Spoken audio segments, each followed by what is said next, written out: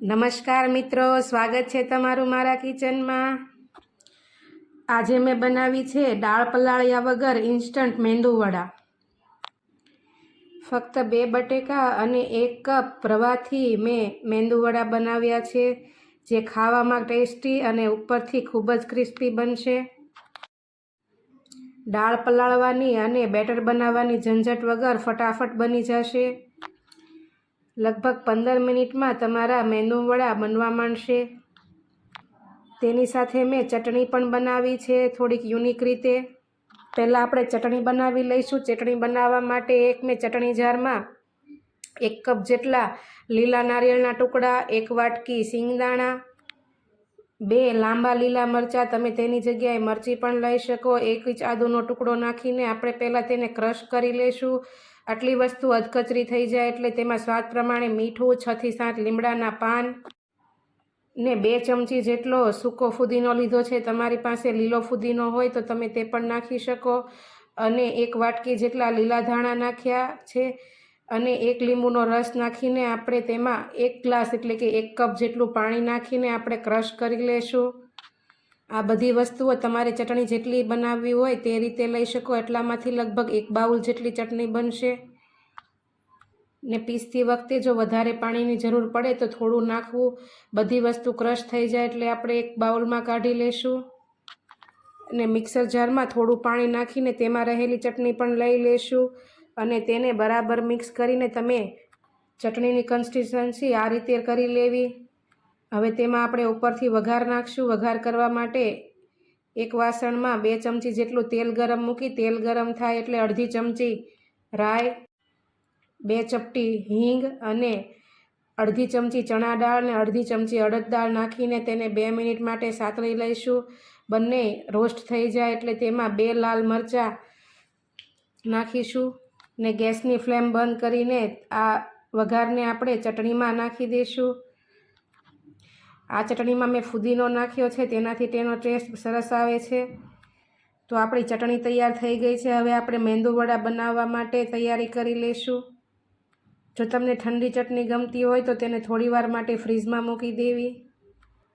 હવે મેંદુવડા બનાવવા માટે મેં અહીં 2 કાચા બટેકા ધોઈને તેની છાલ ઉતારીને લઈ લીધા છે અને તેને ઝીણી ખમણીથી, બહુ જાડી છીણ પડે એવું નહીં પણ એકદમ ઝીણું છીણ પડે એવી ખમણીથી આપણે ખમણી લેશું। આ બટેકાના છીણને આપણે મેંદુવડાનું બેટર બનાવવાનું છે એટલે બને તેટલું ઝીણું છીણ પડે તેવું લેવું। 2 બટેકાનું છીણ થઈ જાય એટલે તેને આપણે એક તપેલીમાં પાણી નાખીને લઈ લઈશું।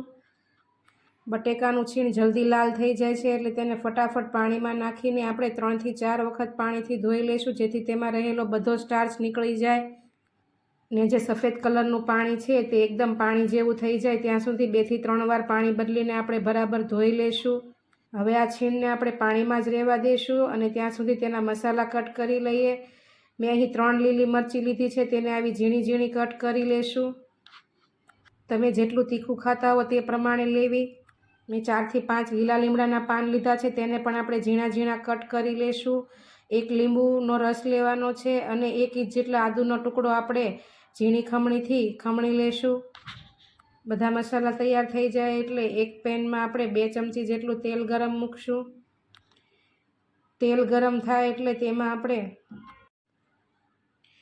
અડધી ચમચી જીરું, 2 ચપટી જેટલી હિંગ, લીમડાના પાન જે આપણે કટ કરીને રાખ્યા હતા તે નાખીશું અને ઝીણી સમારેલી મરચી પણ નાખીશું અને આ બધી વસ્તુ તેલમાં સાતળી લેશું અને ગ્રીટ કરીને રાખેલો આદુના ટુકડાને પણ નાખીશું।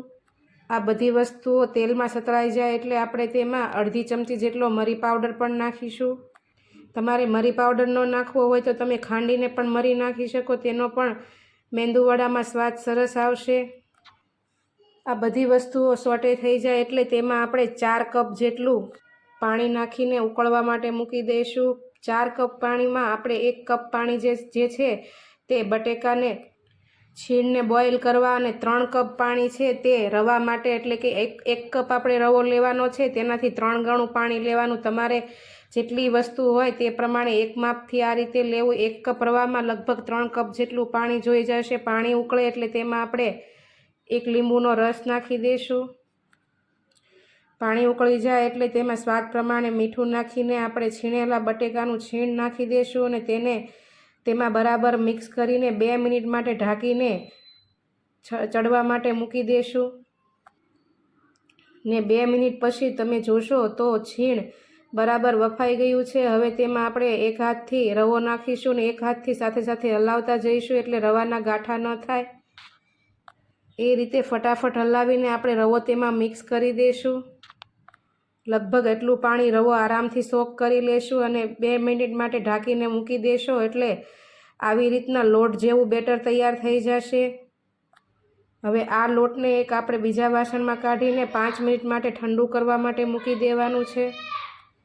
લોટ ઠંડો થઈ જાય એટલે આપણે તેને આ રીતે રવાના ગાંઠા બધા ન રહે તેમ થોડી વાર માટે મેશ કરી લેશું। જે ઝીણી ઝીણી રવાની ગાંઠ રહી ગઈ હોય તે આ રીતે મેશ કરીને આપણે સારી રીતે તેમાં ભેળવી દઈશું ને હવે હથેળી ઉપર તેલ લગાવીને રોટલી કરતાં થોડો મોટો લુવો લઈને આપણે તેને હાથ વચ્ચે આ રીતે ગોળ ગોળ કરીને પેટીસ વાળી લેશું। પેટીસની આકાર થઈ જાય એટલે આપણી નાની ટચલી આંગળીથી વચ્ચે આ રીતે આપણે હોલ પાડી દઈશું ને તેને મેંદુવડાનો આકાર આપી દઈશું અને આ જ રીતે આપણે બીજા બધા લોટમાંથી પણ એવા મેંદુવડા બનાવી લેશું। મેંદુવડા બની જાય એટલે એક પેનમાં તેલ ગરમ મૂકીને આપણે તેલ ગરમ થાય એટલે તેમાં મેંદુવડા નાખીશું। તેલને આપણે હાઈ ફ્લેમ રાખવાની છે, મીડિયમ કે લો નથી રાખવાની। મેંદુવડા ગેસની હાઈ ફ્લેમ પર જ તળવાના છે તો પણ તેને તળાતા 5 થી 6 મિનિટ લાગશે અને મીડિયમ કે લો ગેસની ફ્લેમ ઉપર તળવાથી તે તેલ સોક કરી લેશે એટલે ગેસની ફ્લેમને હાઈ જ રાખવાની છે અને ચમચીથી થોડી થોડી વારે આવી રીતે ફેરવીને બંને બાજુ બ્રાઉન કલરના થઈ જાય એટલે આપણે તેને એક પ્લેટમાં કાઢી લેશું। આવી રીતે મેંદુવડા બનાવવાથી તે બહારથી એકદમ ક્રિસ્પી બને છે। તમે જુઓ તેમ કાંટા ચમચીથી જોઈએ તેમ બહારનું પડ ક્રિસ્પી છે અને આવી જ રીતે આપણે બીજા બધા મેંદુવડા પણ તળી લેશું। આટલી વસ્તુમાંથી મેં 10 જેટલા મેંદુવડા બનાવ્યા છે। જો તમને ક્યારેક આ રીતે ઉતાવળમાં જો મેંદુવડા ખાવાનું મન થયું હોય તો તમે આ રીતે એકવાર જરૂર બનાવજો અને મારી રેસીપી કેવી લાગી તે કોમેન્ટમાં જરૂર કહેજો ને તમે મારી ચેનલ સબસ્ક્રાઈબ ન કરી હોય તો સબસ્ક્રાઈબ કરી લેજો જેથી તમને આવી ઇન્સ્ટન્ટ મારી રેસીપીના નવા નોટિફિકેશન મળતા રહે। મેંદુવડા બહારથી ક્રિસ્પી અને અંદરથી આવા સોફ્ટ બને છે અને તેની સાથે આ ચટણી ખાવાની તો મજા જ આવે છે। તમને મારી આ રેસીપી કેવી લાગી તે જરૂર કહેજો। તો ચાલો કાલે ફરી મળીશું નવી રેસીપી સાથે। ત્યાં સુધી આવજો। જય શ્રી કૃષ્ણ।